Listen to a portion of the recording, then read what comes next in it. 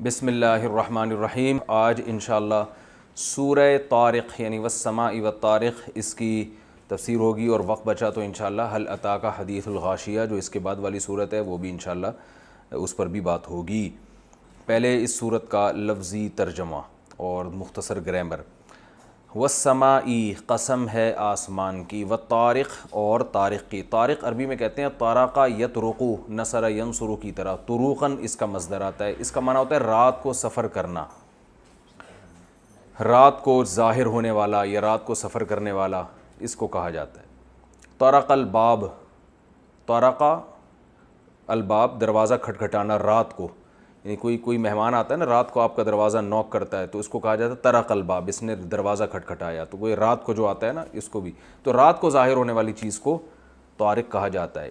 اور آسمان پہ ایک ستارہ ہے، ستارے تو ظاہر رات ہی کو ظاہر ہوتے ہیں، تو جو رات کو ستارہ ظاہر ہوتا ہے اس کو بھی طارق کہا جاتا ہے۔ تو یہ جو ہمارے معاشرے میں نام طارق آیا نا، یہ ستارے سے آیا، یہ رات کو کھٹکھٹانے والے سے نہیں آیا۔ میں اپنے نام کو ڈیفائن کر رہا ہوں اصل میں۔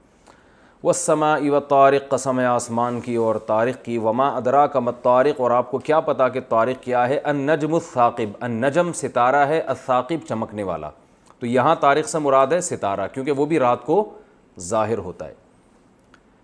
ان کل نفس لما، یہ یاد رکھیں ان کا جو لفظ ہے نا اس کا معنی ویسے تو ہوتا ہے اگر، لیکن ان کے بعد جب لما آ رہا ہوتا ہے تو یہ ان نافیہ کہلاتا ہے۔ اس کا معنی ہوتا ہے نہیں، اور لما کا معنی ہوتا ہے الا۔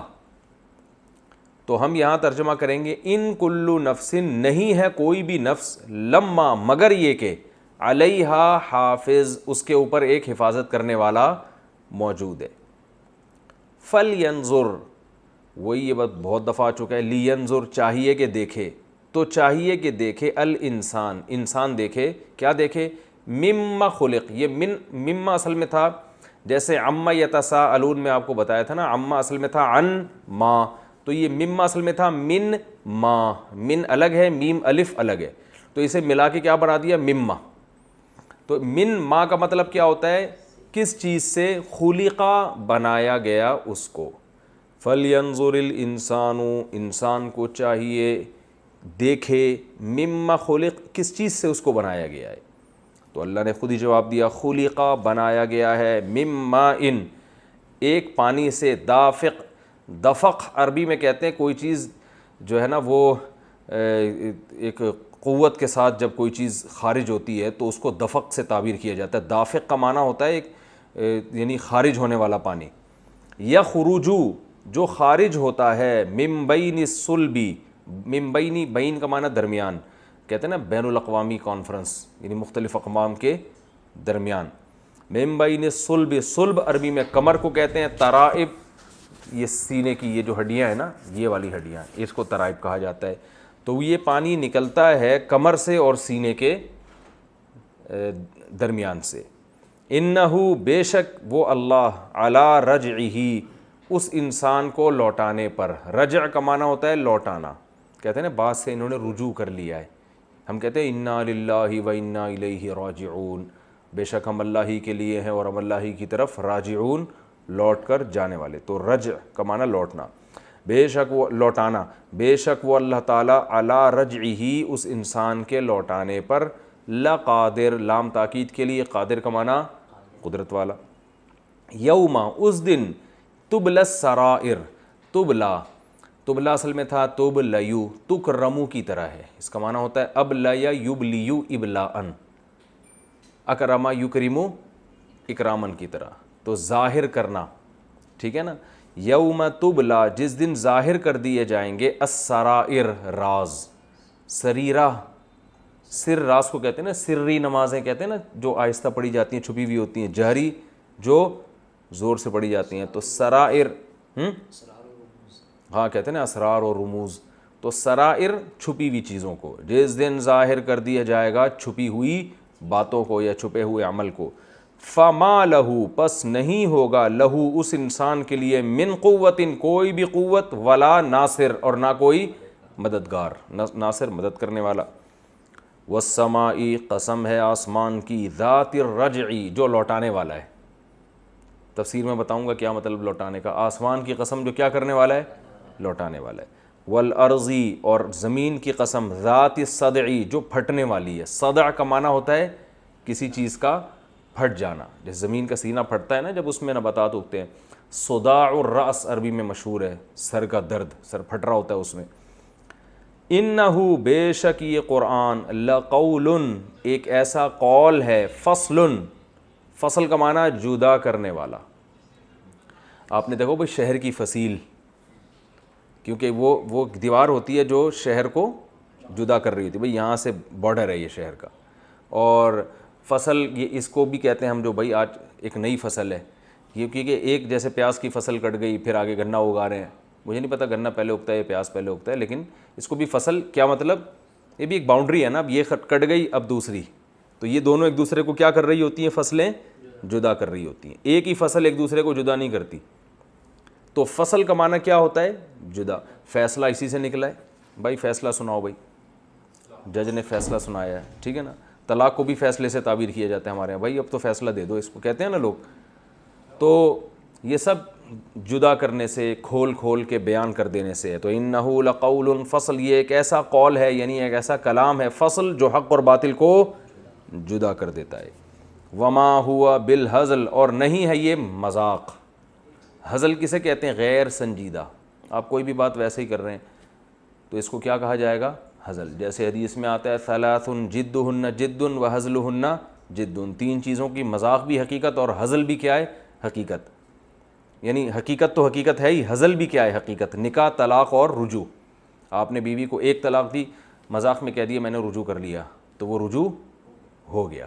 غلام کو آپ نے آزاد کیا, مذاق میں, چل یار تو آزاد ہے, وہ ہو گیا, سچی مچی کا ہو گیا. بیوی سے ویسے ہی گپ شپ میں کہا چلو طلاق کھیلتے ہیں, ٹھیک ہے, میری طرف سے تم کو 3 طلاقیں. پھر آپ کہہ رہے ہو میں تو کیا کر رہا تھا, مذاق. تو ایسا مذاق صحیح نہیں, وہ تینوں ہو گئی.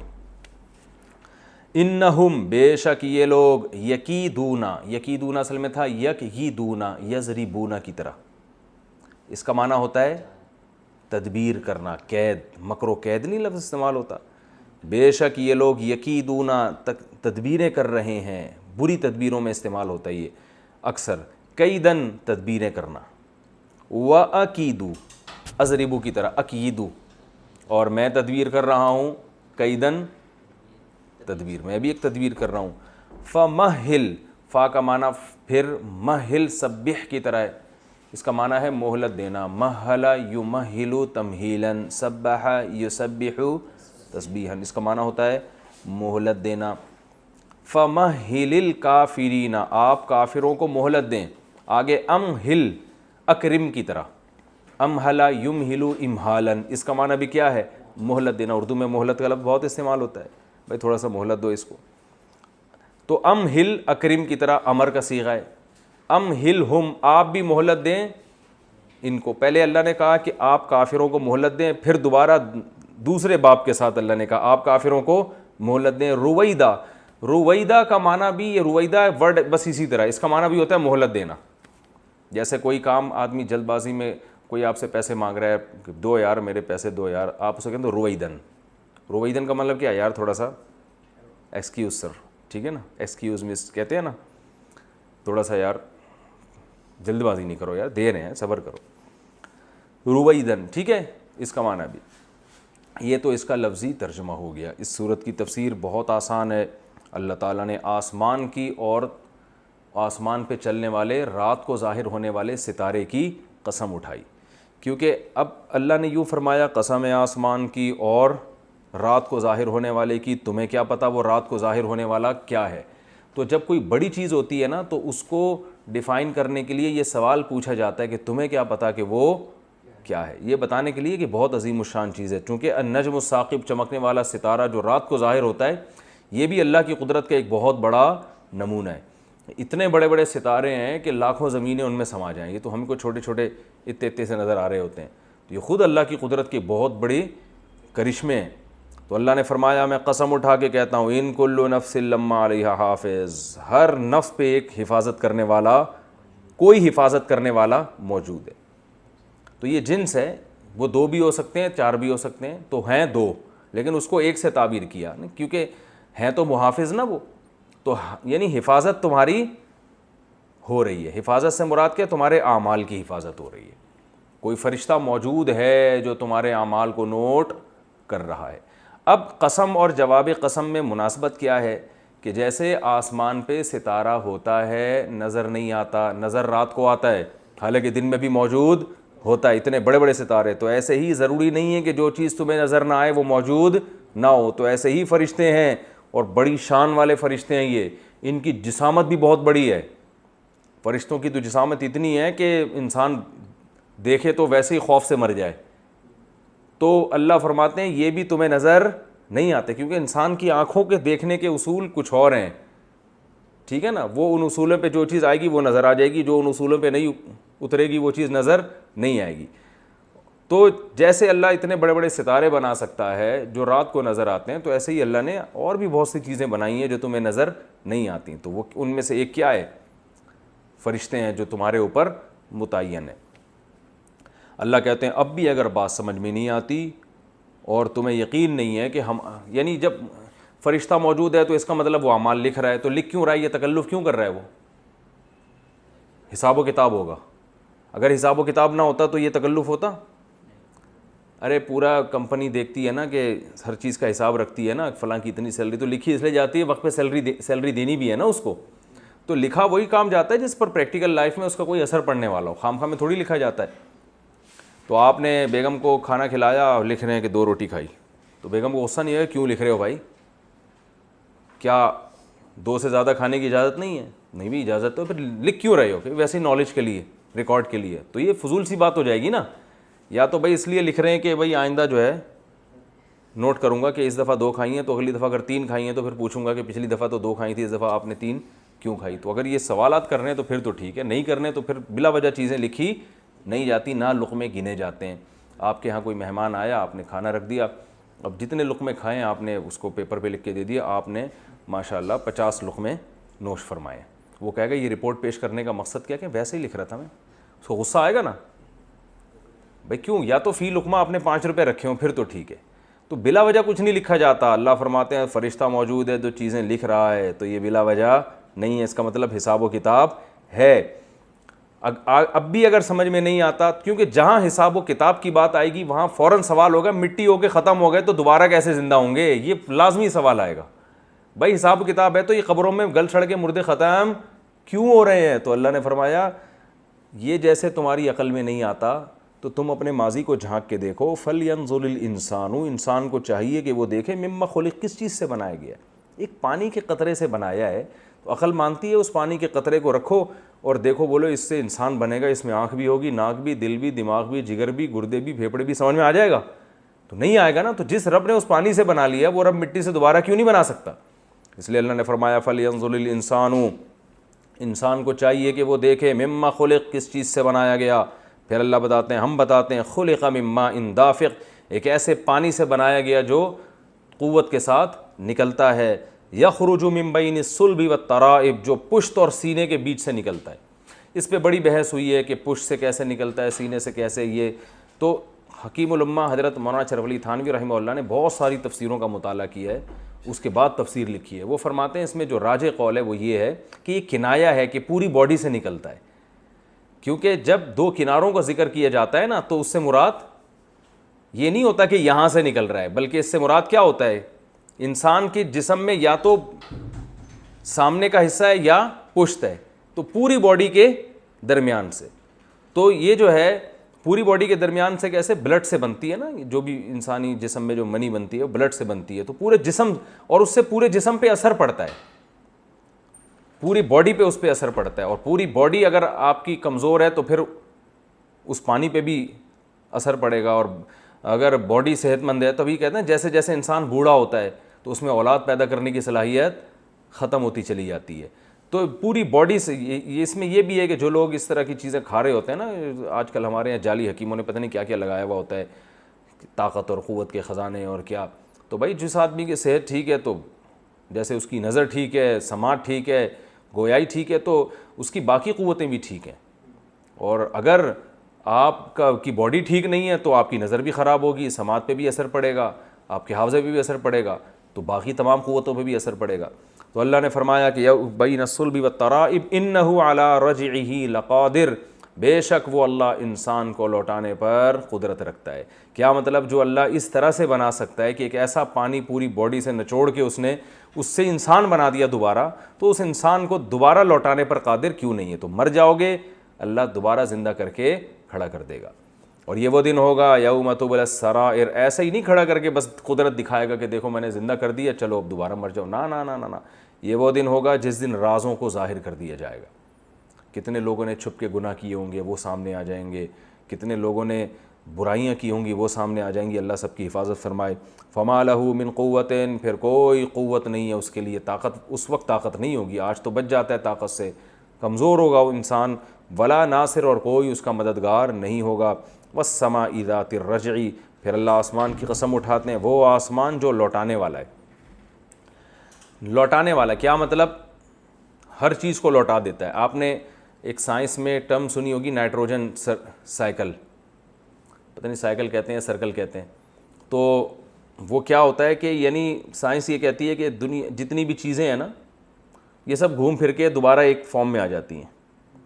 جیسے بادلوں سے پانی اٹھتا ہے آسمان پہ جا کے دوبارہ زمین پہ، تو آسمان کیا کرتا ہے؟ اس کو، آسمان سے مراد بلند چیز، اس کو لوٹا دیتا ہے. جو کچھ بھی ہو رہا ہے گھوم پھر کے واپس اسی کنڈیشن میں آ جاتا ہے. تو یہ آسمان کر رہا ہے کہ پانی بھی جا رہا ہے اوپر واپس لوٹ کے واپس، تو اللہ نے اس چیز کو گھما دیا نا بالکل. تو اللہ فرماتے ہیں اس آسمان کی قسم جو ہر چیز کو لوٹا دیتا ہے. والارض ذات الصدع، اور زمین کی قسم جو پھٹ جاتی ہے. زمین بھی یہ بڑا کردار ادا کرتی ہے کہ بیج ڈالو پھٹ جائے گی، درخت پیدا ہوگا ہے بھائی، پھر اس درخت میں کیا ہوگا؟ پھر دوبارہ وہی بیج ہوں گے پھل میں، پھر وہ بیج زمین میں ڈالو گے تو یہ، اور پانی کون برسا رہا ہے؟ اوپر سے آسمان. تو زمین اور آسمان مل کے نائٹروجن سرکل بنا رہے ہیں نا. تو اس میں اشارہ دے دیا کہ جو اللہ اس طرح سے چیزوں کو گھما سکتا ہے، تو انسان پہلے مٹی، پھر منی، پھر ماں کے پیٹ میں گوشت کا لوتھڑا، پھر پورا انسان بن کے دنیا میں آ کے پھر مٹی، پھر دوبارہ کیا بن جائے گا؟ انسان. تو اس طرح اللہ اس کو بھی گھما سکتا ہے دوبارہ. اور زمین کی قسم جو پھٹ جاتی ہے، انہ لقول فصل، بے شک یہ کلام ایک ایسا کلام ہے جو حق اور باطل کو جدا کر دیتا ہے. اس کلام نے بتا دیا کہ حق کیا ہے اور باطل کیا ہے. حق یہ ہے کہ مر کے دوبارہ زندہ ہوگے، اور باطل یہ ہے کہ جو یہ دعویٰ کرے کہ مر کے دوبارہ زندگی نہیں ہے. وما ہوا بالہزل، یہ کلام ہزل نہیں ہے. یعنی ایسا نہیں ہے کہ اللہ محض ڈرانے کے لیے، جیسے سیاسی لوگ ڈرانے کے لیے باتیں کرتے ہیں، ایسا نہیں ہے کہ اللہ محض ڈرانے کے لیے تمہیں یہ باتیں کر رہا ہے، یہ حقیقت ہے. اور نبی صلی اللہ علیہ وسلم جب یہ دلائل دیا کرتے تھے مشرکین سنتے نہیں تھے، آج بھی لوگ نہیں سنتے، بلکہ الٹا نبی کے خلاف تدبیریں شروع کر دیتے تھے. تو آپ کو تسلی دی ہے انہم یکیدون کیدا، اے نبی یہ لوگ تدبیریں کر رہے ہیں، وہ اکید کیدا، اب ہم نہ کریں میں بھی تدبیریں کر رہا ہوں. یہ آپ کو مغلوب کرنے کی تدبیریں کر رہے ہیں اور میں آپ کو غالب کرنے کی. تو اس میں ہر مسلمان کے لیے تسلی ہے، جو بھی دین کی دعوت دے رہے ہیں، اسلام کو پھیلانے کی کوشش کر رہے ہیں، ان عقائد کے پرچار کی کوشش کر رہے ہیں، تو ان کی راہ میں جو رکاوٹیں آئیں گی تو ان کو چاہیے اپنا کام میں لگے رہیں. اللہ فرماتے ہیں اگر وہ تدبیریں کر رہے ہیں تو میں بھی تدبیریں کر رہا ہوں، اور میری تدبیریں تمہارے ساتھ ہیں. تو ظاہر ہے کس کی تدبیر غالب ہوگی؟ اللہ کی غالب ہوگی. فَمَهِّلِ الْكَافِرِينَ أَمْهِلْهُمْ رُوَيْدًا، پس آپ کافروں کو مہلت دیں. پھر دوبارہ لفظ دہرایا مہلت دیں، پھر لفظ دہرایا مہلت دیں. تین مختلف الفاظ کے ذریعے کہا کہ آپ ان کو مہلت دیں، اپنے حال پہ چھوڑ دیں، میں خود انتقام لوں گا ان سے. تو ہر دعوت دینے والے کو یہی حکم ہے کہ آپ نے اپنا کام کرتے رہنا ہے، ان کی فکر نہیں کرنی. ایک دن آئے گا اللہ انتقام لے لے گا. اللہ تعالیٰ سمجھنے کی عمل کی توفیق عطا فرمائے. اگلی صورت کی طرف چلتے ہیں ہم.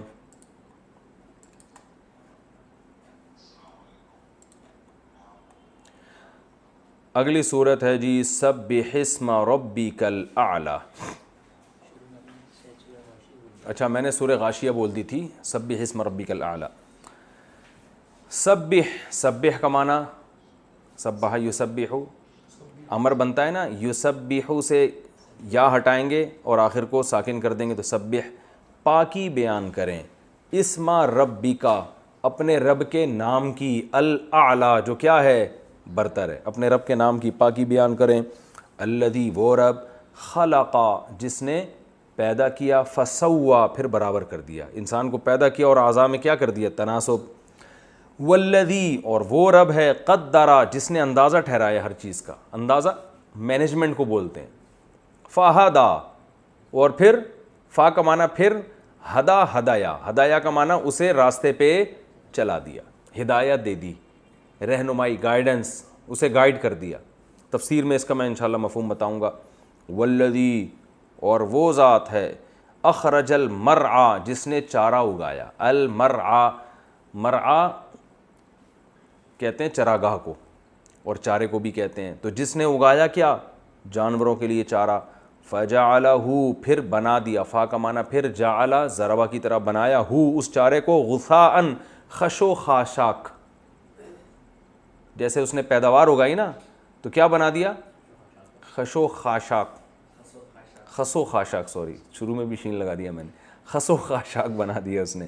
تو احوا سیاہ، جیسے کھیتیاں اگاتا ہے نا، کیسی لہلہاتی ہوئی کھیتیاں ہوتی ہیں، اور اس کے بعد اللہ کیا کر دیتا ہے اس کو سیاہ، سیاہ عربی میں ہمیشہ کالے کو نہیں کہتے، بلکہ جو بھی بدنما چیز ہوگی نا اور ڈارکنیس آ جائے اس میں، اس کو بھی سیاہ کہا جاتا ہے۔ غثاء احوا، ایسے بنا دیا اس کو بالکل خس و خاشاک اور سیاہ بنا دیا۔ سنقرئ کا، سا کا مطلب عن قریب، نقرئ قراءت سے نکلا یہ، اقرأ یقرئ اقراء، اکرم یکرم اکراما، اس کا معنی ہوتا ہے پڑھانا۔ ایک ہوتا ہے قرأ یقرأ ضربہ کی طرح، اس کا معنی ہے پڑھنا، اور اس کا اس میں فاعل آتا ہے قاری، پڑھنے والا، اور ایک ہوتا ہے اقرأ یقرئ، اس کا معنی پڑھانا، ٹھیک ہے۔ تو یہاں سنقرئ نکرم کی طرح، ان قریب ہم پڑھائیں گے آپ کو، سنقرئ کا اے نبی ہم آپ کو پڑھائیں گے، فلا پس نہیں، تنسا آپ بھولیں گے، تنسا اصل میں تنسیو تضریبو کی طرح، اس کا معنی بھولنا، نسیان سے نکلا ہے، نسیان کسے کہتے ہیں، بھولنے کو، فلا تنسا آپ بھولیں گے نہیں، الا مگر اتنا، ما جو شاء اللہ اللہ چاہے، جتنا اللہ بھلانا چاہے وہ آپ یعنی ہم آپ کو قرآن پڑھائیں گے، آپ بھولیں گے نہیں، مگر جتنا اللہ چاہے تو وہ اللہ آپ کو بھلا دے گا۔ تفسیر میں بتاؤں گا اس کا مطلب کیا ہے۔ انہو بے شک وہ اللہ، یعلم الجہر جانتا ہے جہر کو، جہر ظاہری باتیں، ظاہری چیزوں کو بھی جانتا ہے، وما اور ان چیزوں کو بھی، یخفا جو چھپی ہوئی ہیں، خفیہ یخفا، یخفیو تھا اصل میں، سمیع یسمعو کی طرح، چھپنا کسی چیز کا، وہ چیزیں جو چھپ گئی ہیں ان کو بھی جانتا ہے، مخفی کہتے ہیں نا، مخفی۔ وَنُيَسِّرُ کا، نُيَسِّرُ نُسَبِّحُ کی طرح ہے، سبح یسبح تسبیحاً، ٹھیک ہے نا، تو اسی طرح یسر یسر تیسیراً، یہ آیا تھا نا پہلے، الم نشرح لک صدرک میں آیا تھا، ان مع العسر یسرا، تنگی کے ساتھ کیا ہے، آسانی۔ وَنُيَسِّرُ کا ہم آپ، یسر یسر کا معنی ہوتا ہے آسان کرنا، ہم آپ کو آسان کریں گے، للیسرا آسانی کے لیے، یسرا کا آسانی کو کہتے ہیں، ہم آپ کو آسان کریں گے کس کے لیے، آسانی کے لیے، کیا مطلب، آپ کو آپ آسانی کے لیے آسانی پیدا کریں گے ہم، یہ مطلب اس کا، یعنی آسان ترجمہ ہوگا ہم آپ کو، آپ کے لیے آسانیاں پیدا کریں گے، ٹھیک ہے نا۔ اس کا تفسیر میں بتاؤں گا انشاءاللہ اس کا پورا مفہوم۔ فذکر پس آپ، ذکر ذکر یذکر تذکیراً نصیحت کرنا، سبح یسبح تسبیحاً، تو سبح کا معنی تھا پاکی بیان کریں، ذکر کا معنی نصیحت کریں، آرڈر ہے نا۔ فذکر پس آپ نصیحت کریں، ان اگر، ان کا معنی کیا ہوتا ہے، اگر، کہتے ہیں نا انشاء اللہ، اگر اللہ نے چاہا تو، ان نفعت الذکرہ، نفعت اصل میں نفعت، ضرب ضربا ضربو ضربت، نفع نفعت نفع پہنچانا، نفع پہنچایا اس نے، ٹھیک ہے نا۔ الذکرہ، ذکرہ چونکہ مؤنث ہے تو اس لیے نفع کے بجائے نفعت لایا گیا ہے، ذکرہ نصیحت کو کہتے ہیں، آپ نصیحت کیجئے اگر فائدہ پہنچائے نصیحت، یہ ترجمہ ہوگا۔ فذکر ان نفعت الذکریٰ، آپ نصیحت کیجئے اگر نفع پہنچائے نصیحت. سیذکروا، سا کا معنی عن قریب، یذکروا اصل میں تھا یتذکروا، یتکلفوا کی طرح. اس کا معنی ہے نصیحت حاصل کرنا. کیا معنی ہے بھائی؟ تو یتذکروا کو پڑھتے ہیں یذکروا. ان قریب نصیحت حاصل کر لے گا من، وہ شخص یخشا جو ڈرتا ہو. یخشا یخشیو تھا نا، یضربو کی طرح، یسمعو کی طرح. جو ڈرے گا، ڈرنے والا ہوگا یا ڈرے گا، وہ نصیحت حاصل کر لے گا. وَيَتَجَنَّبُهَا، یتجنبو واو کا معنی اور، یتجنبو یتکلفو کی طرح، یتکلفو یتکلفانی یتکلفون، باب تفاعل ہے نا تکلف. یتجنبو اجتناب کرے گا، اردو میں لفظ استعمال ہوتا ہے نا اجتناب. یتجنبو اور اجتناب کرے گا، ہاں اس سے یعنی اس نصیحت سے، الاشقا. اشقا اصل میں تھا اشقیو. میں نے آپ کو بتایا تھا نا ازربو دوسرے کے مقابلے میں زیادہ مارنے والا، تو شقاوت سے نکلا ہے. شقی اور شقاوت کہتے ہیں بدبختی کو، کہتے ہیں نا شقی آدمی ہے. کہتے ہیں کہ نہیں کہتے؟ نہیں کہتے تو ابھی کہہ کے دیکھ لیں، ٹھیک ہے نا. شقاوت کسے کہتے ہیں؟ بدبختی. شقی بدقسمت، جس کا انجام اچھا نہ ہو، اس کو کہا جاتا ہے. یعنی اصل میں بدقسمت کو کہتے ہیں، بدبخت انسان. تو یہ کمپیریٹو ڈگری ہے. ازربو دوسرے کے مقابلے میں زیادہ مارنے والا، اشقا دوسرے کے مقابلے میں زیادہ شقی. تو مراد ہے سب سے زیادہ شقی، یہ مراد ہے اس کی. وَيَتَجَنَّبُهَا الْأَشْقَى، اور جو بدبخت انسان ہوگا وہ اس سے اجتناب کرے گا، اس نصیحت سے دور بھاگے گا. الذی، یہ وہ بدبخت ہے، یصلی النار، جو داخل ہوگا آگ میں. صلی یصلیو میں نے بتایا تھا نا آگ میں داخل ہونا. الذی، یہ وہ شخص ہے، یصلی النار، جو آگ میں داخل ہوگا، الکبریٰ، بڑی آگ. اکبر ازربو کی مؤنث کیا آتی ہے؟ زربا. تو اکبرو کی کبریٰ. اکبر کا معنی بھی بڑا اور کبریٰ اس کی مؤنث. تو آگ کا لفظ عربی میں مؤنث ہے اصل میں. ویسے بھی خواتین زیادہ آگ لگاتی ہیں نا. کسی نے پوچھا نا کون سا ادارہ ہے جس میں خواتین جاب نہیں کر سکتی، تو اس نے کہا فائر بریگیڈ. تو بھائی یہ کیوں کروں گا؟ خواتین کا کام آگ لگانا ہے، آگ بجھانا نہیں ہے. لیکن میں ان خواتین کی بات کر رہا ہوں جو تفسیر نہیں سنتی، یہ ذہن میں رکھنا. یعنی گھروں میں جو آگ لگا رہی ہوتی ہے نا، وہ جٹھانی کو اس کی شکایت اور فلانی کو اس کی شکایت، اس طرح کی. الذی یصلی النار، یہ بات دوبارہ بتا دوں، جو خواتین پروگرام دیکھ رہی ہیں وہ بالکل پریشان نہ ہو، ان کی بات ہی نہیں کی میں نے. خام خواہ دل پہ لے کے جا رہی ہیں کہ ہمیں کیوں کہہ رہے ہیں سر. الذی یصلی النار الکبریٰ، یہ وہ شخص ہے جو آگ میں داخل ہوگا، بڑی آگ. اللہ ہم سب کی حفاظت فرمائے.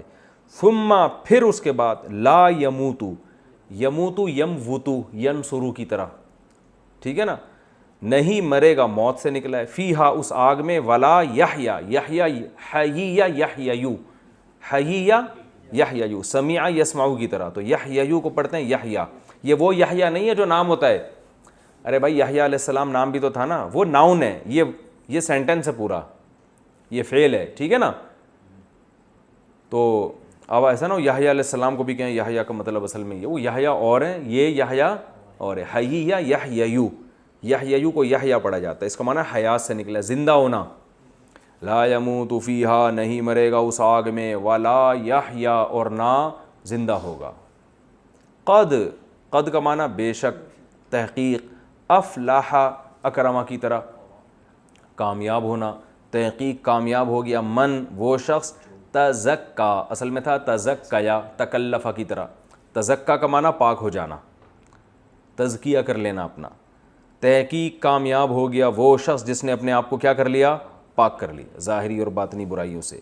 وذکر، اور یاد کیا. واو کا معنی اور، ذکر کا معنی ذکر کرنا، یاد کرنا. اسم ربی ہی، اپنے رب کے نام کو یاد کیا. فا، پھر اس کے بعد صلی، نماز پڑھی. صلی، صلیا، سبح کی طرح نماز پڑھنا. پھر اس نے نماز پڑھی.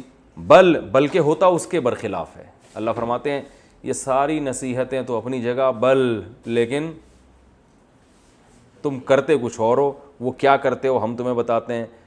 تؤثرون، تکریمون کی طرح. اکرام اور ایثار، جیسے اکرام ہے نا تو ایسے ہی مصدر آتا ہے ایثار. اس کا معنی ترجیح دینا. کہتے ہیں نا بھائی ایثار سے کام لو، دوسرے کو اپنے اوپر ترجیح دو. تؤثرون تکرمون کی طرح، بل تؤثرون لیکن تم کیا کرتے ہو، ترجیح دیتے ہو الحیات الدنیا، اس دنیا کی زندگی کو، دنیا کو پہلے رکھتے ہو، آخرت کیا ہے دوسرے نمبر پہ. اللہ یہ نہیں کہہ رہے تم نے آخرت بالکل چھوڑ دی ہے، جہاں آخرت اور دنیا کا مقابلہ ہوتا ہے تم فوکس کس کو کرتے ہو، دنیا کو. تو پہلے یہ وہ بے شک نقصان ہو جائے آخرت کا. والآخرۃ، حالانکہ آخرت، میں نے بتایا تھا نا جملے کے شروع میں جب واو داخل ہوتا ہے تو بعض دفعہ کنڈیشن بیان کر رہا ہوتا ہے کہ حالانکہ، ہم یہاں ترجمہ کیا کریں گے، حالانکہ یعنی تم دنیا کو ترجیح دے رہے ہو، جبکہ حقیقت یہ ہے کہ آخرت خیرن، وہ بہتر بھی ہے یعنی دنیا سے، وَأَبْقَى، ابقیو ازربو کی طرح، باقی زیادہ باقی رہنے والی، ٹھیک ہے نا، ازربو زیادہ مارنے والا، ابقیو زیادہ باقی رہنے والی. حالانکہ آخرت زیادہ باقی رہنے والی ہے، بہتر بھی ہے، زیادہ باقی رہنے والی بھی. ان ھذا، بے شک یہ بات جو ہم نے کی ہے پوری صورت میں، یا یہ آخرت کے بارے میں جو بات کی ہے، لفی، لام کا معنی لام تاکید کے لیے، فی الصحف، صحیفوں میں ہے، الاولا، پچھلے بھی، اولا وانا پچھلے صحیفوں میں بھی ہے. وہ کون سے ہیں پچھلے صحیفے، صحف ابراہیم، وہ ابراہیم کے صحیفے، و موسیٰ، اور موسیٰ کے صحیفے. ان میں بھی ہم تو شروع سے ایک ہی بات کرتے آ رہے ہیں، تم دنیا داری میں لگے ہوئے ہو، لیکن اللہ فرماتے ہیں ہم تو ہر پیغمبر کو ایک ہی تعلیم دے کے بھیجتے ہیں، آخرت دنیا سے بہتر ہے. تو یہ تو اس صورت کا لفظی ترجمہ تھا. اب ہم اس کی تھوڑی سی تفسیر کر لیتے ہیں. سبح اسم ربک الاعلیٰ، اے نبی، اور نبی کے ہم سب کو خطاب ہے کہ تم سب اپنے رب کا نام لو، وہ رب جو الاعلیٰ ہے، سب سے برتر ہے. حدیث میں آتا ہے کہ جب یہ صورت نازل ہوئی تو آپ صلی اللہ علیہ وسلم نے فرمایا اجعلوہ فی سجودکم، اسے اپنے سجدوں میں کر لو. تبھی ہم سجدے میں کیا کہتے ہیں، سبحان ربی الاعلیٰ. اللہ نے کہا پاکی بیان کرو اس رب کی جو اعلیٰ ہے، تو ہم کیا کرتے ہیں، سبحان ربی، میرے رب پاک ہے، الاعلیٰ، جو اعلیٰ ہے. تو اس آیت پر عمل کر رہے ہوتے ہیں، ٹھیک ہے نا. اور جب حدیث میں آتا ہے یہ صورت نازل ہوئی، فسبح باسم ربک العظیم، سورہ واقعہ میں ہے نا، اپنے رب کی پاکی بیان کرو جو کیا ہے، عظیم. تو آپ نے صلی اللہ علیہ وسلم نے فرمایا اجعلوہ فی رکوعکم، اس کو اپنے رکوع میں کر لو. تبھی ہم کیا کہتے ہیں، سبحان ربی العظیم. میں اپنے جب بھی یہ بتاتا ہوں نا، مجھے اپنا بچپن کا ایک واقعہ یاد آتا ہے. بچے جو ہے نا بس ایک دوسرے کی نقل اتارتے ہیں، ان کو نہیں پتہ ہوتا ہو کیا رہا ہے. ہم جب چھوٹے تھے، ہم نے نماز شروع کی نا، تو ہم مسجد میں بہت چھوٹے تھے. ویسے تو اللہ کا شکر ہے ہمارے والد صاحب نے ہمیں گھر میں نماز بھی سکھائی، دعائیں بھی سکھائیں، قرآن بھی میرے والد صاحب نے شروع میں پڑھایا، پھر بڑے بھائی نے باقی قرآن پڑھایا. لیکن جو چھوٹا بچہ تو بس شروع میں جب انگلی پکڑ کے ابا مسجد میں لے کے جاتے ہیں، وہ دیکھ رہا ہوتا ہے دوسرے کیا کر رہے ہیں. تو میں بڑا پریشان ہوتا تھا یہ رکوع میں کیا پڑھتے ہیں. تو ایک دن میں نے رکیا کہ مجھے کسی کی نا سمس کی آواز آ رہی تھی، سم سبحان ربی، اس طرح کی نہیں ہلکی آواز آ رہی تھی. تو میں نے کہا سم سبحان ربی العظیم، سم سبحان ربی العظیم. تو میں بہت دنوں تک سم سبحان ربی العظیم اور سجدے میں سم سبحان ربی الاعلیٰ پڑھتا رہا. اچھا ہاں، سجدے میں کیا پڑھتا تھا، آواز آتی تھی الاعلیٰ، اس طرح کر کے مجھے آواز آتی تھی سجدے میں نا، جب میں کان لگاتا تھا یہ کیا ساتھ والا کیا پڑھ رہا ہے.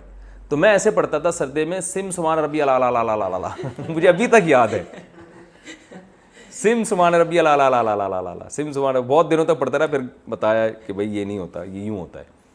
تو سم سبحان ربی العظیم اور سجدے میں پڑھتا ہے سم سبحان ربی الاعلیٰ، سم سبحان ربی الاعلیٰ. تو مجھے وہ بچپن کا یہ واقعہ یاد آتا ہے کہ، اور بچے جو ہے نا بس دیکھ رہے ہوتے ہیں کہ کیا. بچوں کی نماز کا اسٹائل بڑا مزے کا ہوتا ہے. دیکھو جیسے آپ انگلی اٹھاؤ گے تو بچہ الٹے ہاتھ کی انگلی اٹھا رہا ہوتا ہے، اسے بس اتنا پتہ ہوتا ہے انگلی اٹھانی ہے، کون سے ہاتھ کی یہ نہیں یاد ہوتا. کبھی ادھر سلام پھیر رہا ہے، کبھی.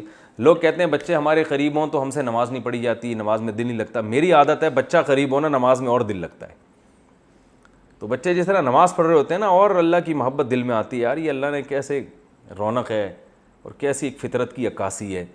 ہمارے حضرت تو فرماتے تھے جب بچے روتے ہیں نا، تو حضرت کے بھی چھوٹے بچے تھے ونس اپون اے ٹائم، تو حضرت فرماتے تھے لوگ گھر مسجد میں جا کے نماز پڑھتے ہیں نا تہجد کی، کہ بچے گھر میں تنگ کر رہے ہیں. فرماتا ہے کہ میں گھر میں ہی نماز پڑھتا تھا، چاہے بچہ رو رہا ہو پھر بھی. سمجھ رہے ہیں؟ کیونکہ بچہ روتا ہے تو اللہ کی رحمت نازل ہوتی ہے، تو اللہ خوش ہوتے ہیں، دیکھو نماز بھی پڑھ رہے ہیں، بچے بھی رو رہے ہیں. یعنی فطرت کے جو احکامات ہیں اس پر عمل کر رہے ہو نا. اللہ نے سب، اللہ نے کہا فیملی بھی بڑھاؤ، نماز بھی پڑھو.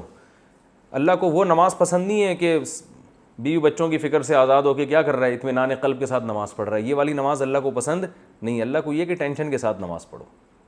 خواتین جو کہتی ہیں نا ہم بچے ہمارے پیدا ہو گئے نماز بھی نہیں پڑھنے دیتے, کم بختو یہ تم آئے کیوں دنیا میں, وہ بچے کہاں پڑھنے دیتے ہیں. تو بھائی وہ بچے رو رہے ہیں, نماز پڑھو, اسی کو اللہ قبول کرے گا, اس لیے کہ یہ جو بچے پیدا ہوئے ہیں یہ بھی تو اللہ کا حکم تھا نا, تزوج الودود الولود, اللہ کے نبی کا بہت بڑا حکم ہے کہ نسل بڑھاؤ, خاندان بڑھاؤ. یہ تو اسلام کی تعلیمات میں بہت بڑی تعلیم ہے. یہ اسلام تو خاندان کو چاہتا ہے نا, اسلام یہ یورپ والا کلچر تھوڑی چاہتا ہے کہ بچے نہ ہو, کتے پالو بلیاں پالو. اسلام تو کیونکہ ایک سسٹم بنایا ہے کہ پھر ان کے ساتھ رشتہ داری جوڑو, بہن ہو, بھائی ہوں, چچا, ماموں, خالہ, یہ سب پھر رشتہ داری جوڑو, پھر زکوٰۃ میں ان کو ثواب دو گے تو دگنا ثواب ملے گا, تو یہ ہوں گے تو ثواب ملے گا نا. تو یہ اس لیے خواتین بھی یہ پریشان ہوتی ہیں, ہائے وہ سردے میں جاتے ہیں بچے, وہ سردے میں ماؤں کے جو ہے نا چھوٹا بچہ وہ سوار ہو جاتا ہے اس کی پشت پہ, تو مائیں کہتی ہیں کمبخت بیٹھ گئے آ کے, تو یہ کمبخت نہ کہا کرو, یہ خوش ہوا کرو, بھائی اللہ کی نعمت ہے, گھر میں رونق ہے. تو کہاں سے کہاں بات چلی گئی. اللہ نے فرمایا, تو مجھے سبحان ربی الاعلیٰ سے یاد آ گیا تھا. تو سبح اسم ربک الاعلیٰ, اپنے رب کا نام لیجئے جو سب سے اعلیٰ ہے. الذی خلق, جس نے بنایا, فسوی, اور برابر کر دیا. اللہ اپنی تعریفیں کرتا ہے. والذی قدر, کیونکہ اللہ سمجھ میں نہیں آتا نا, ایتھیس کو سمجھ میں اس لیے نہیں آتا, وہ کہے گا کیسے, اللہ تو ہے ہی نہیں. تو اللہ فرماتے ہیں کون ہے جو پیدا کر رہا ہے اور برابر کر رہا ہے بھائی. اگر یہ کائنات خود بخود ہوتی تو انسان اتنا متناسب پیدا ہوتا, اس ہاتھ میں بھی 5 انگلیاں اور اس میں بھی کتنی 5, یہ خود بخود تھوڑی ہوتا ہے. فسوا, برابر کر دیا. اور جو خدا کو کے وجود کو تو مانتے ہیں مگر خدا کی قدرت کو اور اس کے احسانات کو نہیں مانتے, تو ان کی بھی دلیل آ گئی اس میں, بھائی وہ اتنا بڑا احسان کیا, تمہیں پیدا کر دیا اور برابر کر دیا تمہیں, تو اس سے اس کی قدرت بھی ظاہر ہو رہی ہے اور اس کے احسانات بھی. والذی قدر, پھر ایک اصول بیان کیا, وہ ذات جو مینجمنٹ کرتی ہے ہر چیز کو. کیا اندازہ, اس کائنات میں کوئی بھی چیز بے تکی نہیں ہے, ہر چیز میں مینجمنٹ نظر آئے گی آپ.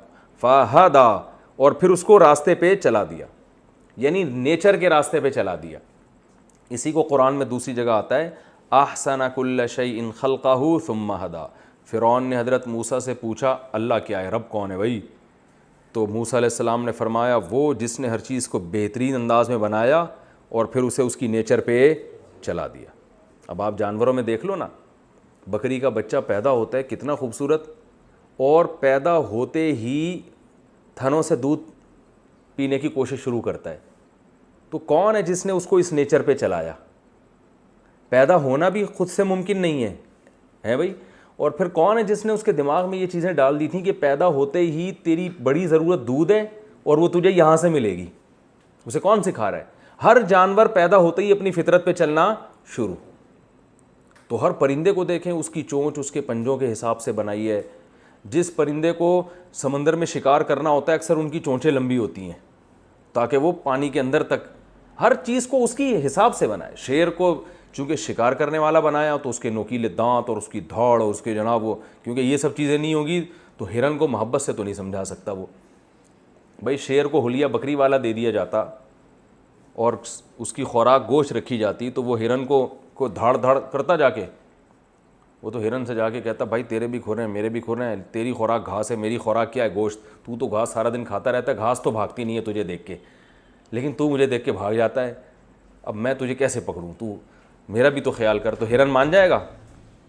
تو شرافت سے تھوڑی مانے گا. تو اللہ نے کہا بھائی گھاس شرافت سے مان جائے گی, لہذا اس کے لیے ہرن کو دہشت گرد بنانے کی ضرورت نہیں ہے. لیکن ہرن شرافت سے نہیں مانے گا, تو ہرن جس کی خوراک بنے گا اس میں دہشت ضروری, وہ دھاڑ ہوگی, اس کے پنجے ہوں گے. تو وہ ہرن کو سمجھاتا نہیں ہے کہ میں بہت دنوں سے بھوکا ہوں, پلیز آپ میرا نوالا بن جائیں, ایسا نہیں ہے, بلکہ وہ جھپٹے گا اور حملہ کر کے اس کو کھا جائے گا. تو یہ ہے قدر فہدا, ہر چیز کو مینجمنٹ رکھی اور اس کو اس کے راستے پر چلا دیا. تو کافی ہے آج کے لیے. اگلی یہ بہت بہترین مزیدار صورت ہے اور اس میں بڑے مضامین ہیں انشاءاللہ. پھر اگلے ایپیسوڈ میں انشاءاللہ اس کی اگلی تفسیر بیان ہوگی.